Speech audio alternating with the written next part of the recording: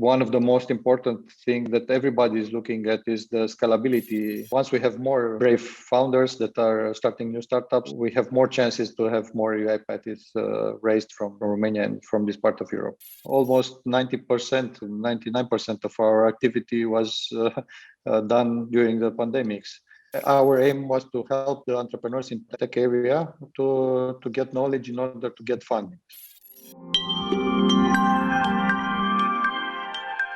So here we are after 16 months after the launch of SeedBlink, and now with 14 million raised for 40 startups. It was a very nice journey so far, but we have even more ambitious plans for the future. We are looking to select on a platform startups with very strong founders, of course, which is one important criteria. Hello, the Recursive community. My name is Elena. I am an innovation reporter, and today I have the pleasure of interviewing Andrei Dudoiu, co-founder and CEO of SeedBlink, the go-to crowd investment platform for tech startups in Europe, but accessible from anywhere. With over 2 decades of experience leading teams in the Romanian banking system, in 2018, Andrei Dudoiu started a new life journey as an entrepreneur in the always evolving digital business world. Today, we all get to discover what inspired this move, what's SeedBlink's target for the following years, and what is the impact of this project on both the local and the international ecosystems. Let's start with what inspired the SeedBlink journey and how was the first year as a startup founder? Part of my memory when we started along with Ionuț 3 years ago, but it was called Human Finance at that moment. Our aim was to help the entrepreneurs in the tech area to get knowledge in order to get funding. And then in that journey, we identified a gap of funding for this kind of entrepreneurs. 2 years ago, luckily, it happened that two VC funds for early stage startups were starting in Romania. They were at the beginning, Gapminder and Early Game Ventures, with EU money. So the timing was perfect also to identify other sources or other alternative finance tools for helping these guys with funding. And we looked abroad what was trending in the alternative finance universe, and US and UK were having already, I think, 12 years of experience with equity crowdfunding. And we fall in love with the concept of equity crowdfunding at that moment, because it helps both parts of the ecosystem, also the entrepreneurs, in order to get additional money at the table, but also helping them with sort of knowledge and culture to be open, to be transparent, to start communicate, or to develop their communication tools and their transparency to the stakeholders in the relation with the stakeholders, but also the investors to get access to these investments. Startups where they don't, if you are not a business angel or an LP to a certain VC, you cannot invest money in startups. So that's how we identify the tool, this alternative finance for tech startup tool. But we faced the first problem. There was no specific legislation in Romania and in the area with respect to that. We made steps forward, and we made an MVP. That was back in December or November 2019. It kind of worked at that moment, and then we started with the first public campaign in December 2019. The first campaign was a successful one. We were expecting to last 2 months for raising, if I remember correctly, 160,000 euro. But it was happening also during the holidays period, winter holidays, and it closed in 17 days. Congratulations! You believe you began these projects at the right time? Yeah, I think the timing was correct, and not necessarily the first campaign, but then early stage period with SeedBlink, we had one campaign at 2 months, something like this. This was the rate, and suddenly the lockup period, the pandemic started in March. So most of, or almost 90%, 99% of our activity was done during the pandemics. And yeah, first we have been afraid that people will not think to invest anymore in startups, but actually the pandemics helped, or the lockdown helped, that people were focusing also on digital learning, how to use more and more digital tools or digital platforms. So here we are after 16 months after the launch of SeedBlink, and now with 14 million raised for 40 startups. So yeah, it was a very, very nice journey so far, but we have even more ambitious plans for the future. Can't wait to hear more about them. Do you think this this process, this phase, this project, the SeedBlink, can change the European system in the following years? It's one of the most important challenges and goals that we have to be part of this revolution of funding ecosystem for startups, for tech startups will look like in 5 years from now. We want to be a very innovative platform, digital platform, actually a sort of online VC combined with the reach of the crowd and also the flexibility and entrepreneurship of business angels, and to combine these three important pillars in the same place in our digital platform. SeedBlink makes it accessible for everybody to become an investor. But what about our founders community here at the Recursive watching us? What is the right development stage for a startup to apply on the platform to get the best international reach from your experience? There are two things. One is the system or the approach and how we analyze the startups that are eligible for being listed on SeedBlink.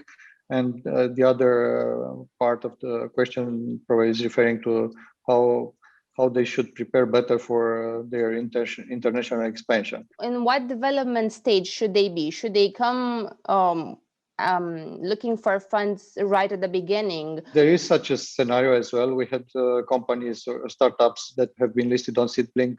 They were in a sort of MVP stage, but without any clear confirmation from the market.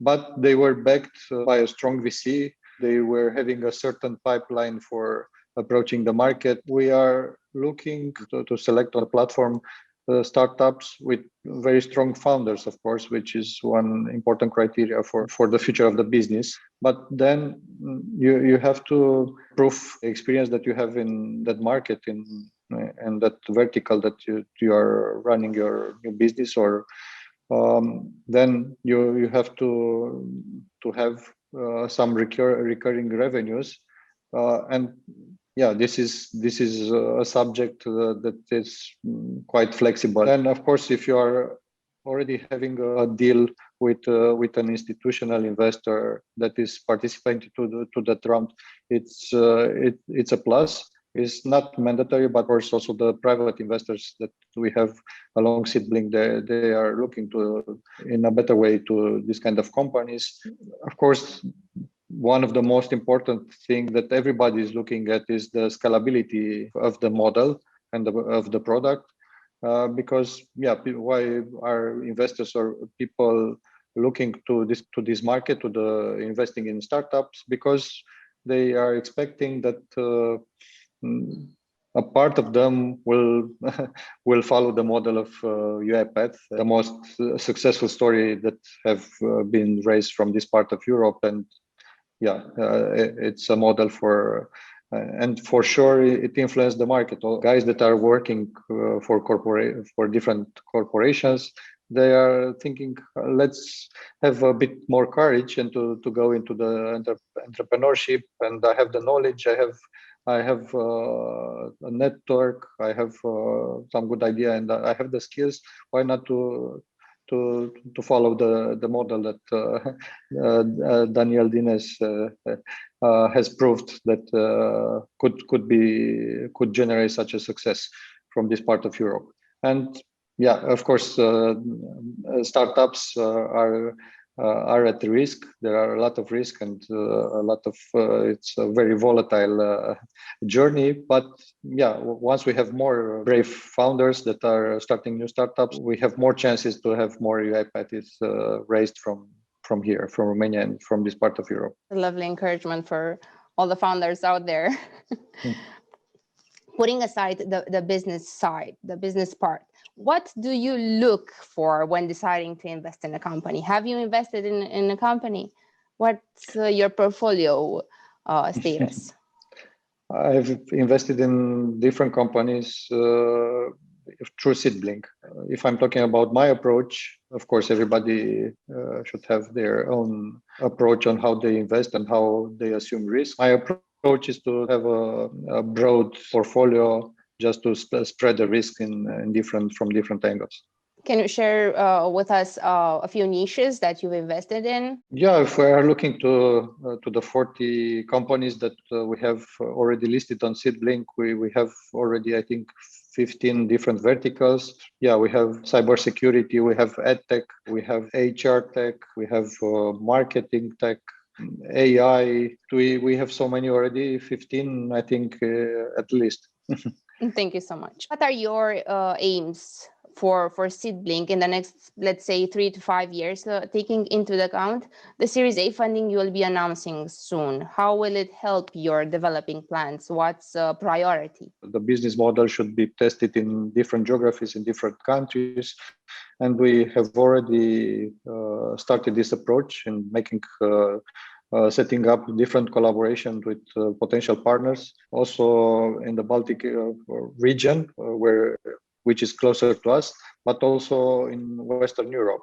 And this money that we are raising in the Series A will help us to test and to prove our business model across Europe. This is the main goal and the main reason for taking this money. But for sure, it will face different obstacles, we'll have different surprises, also negative, but also positive. And for sure, in 1 year from now, we'll have much more knowledge in terms of how the model could work in different geographies aside Romania. Do you have a specific country that you're aiming to reach first?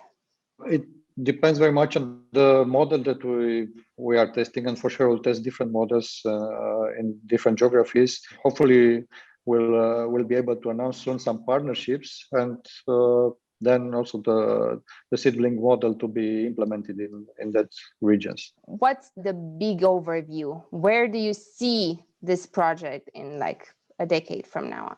We aim to become the investment platform in tech startups in Europe, where you can find as an investor all this structuring and flexibility, and also the power of the crowd included.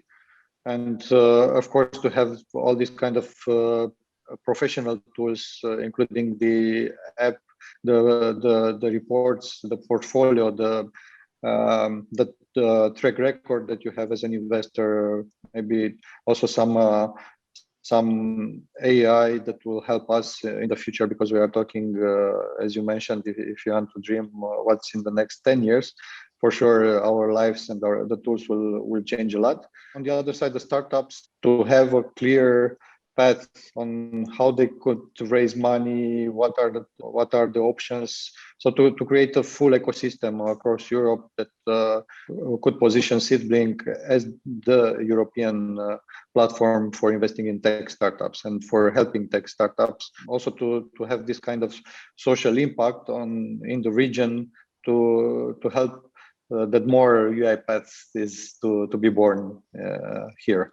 Final 2 questions that are just like more personal than the others. Any lessons you want to pass on to the leaders of the future, those starting a business? Any advice that helped you when you decided to change careers? The most important one is to make the click to get out of your comfort zone, just to test different experiences and have that kind of courage to say, okay, it's enough for after a while. Let's change the path, because the number of years we have for everybody is limited. I don't know for the future, but now that's the case. And once you have more experience as a person, you have a broad view on, and you become a better person, hopefully. On the other side, once you become an entrepreneur, you have so many things to do, because you don't have the kind of support you are provided with in a corporate world. But you feel again alive, and you feel a lot of muscles again active.